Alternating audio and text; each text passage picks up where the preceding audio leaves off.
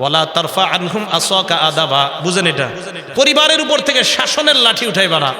আপনার বিবি যেন আপনাকে ভয় করে, আমার স্বামী আমাকে সব ছাড় দিতে রাজি আছে, কিন্তু নামাজ না পড়লে আমার স্বামী আমার সাথে কথা বলবে না। পরিবারের উপর শাসনের লাঠি রাখবেন।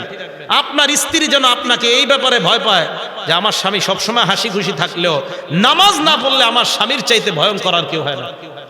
এই ভয় যেন আপনার বিবির মাঝে কাজ করে। শাসনের লাঠি উঠাইবা না। আপনার সন্তান তারা একসাথে যখন ঘুমায়, ফজরের সময় যেন সন্তানদের মুখে এই কথা থাকে, এই তাড়াতাড়ি ওঠ, আব্বা কিন্তু লাঠি নিয়ে আসতেছে। এই ভয় যেন সন্তানদের মাঝে কাজ করে। তো পরিবারের উপর থেকে শাসনের লাঠি উঠাইবা না। 9 নাম্বার, এটা উঠে গেছে আমাদের, নাই। কেন নাই জানেন? বাপ মা ছেলে মেয়ে একসাথে বসে স্টার জলসা টেলিভিশন দেখলে কিভাবে ছেলে বাবাকে মানবে? বাপ সন্তানকে শাসন করবে কিভাবে বলেন?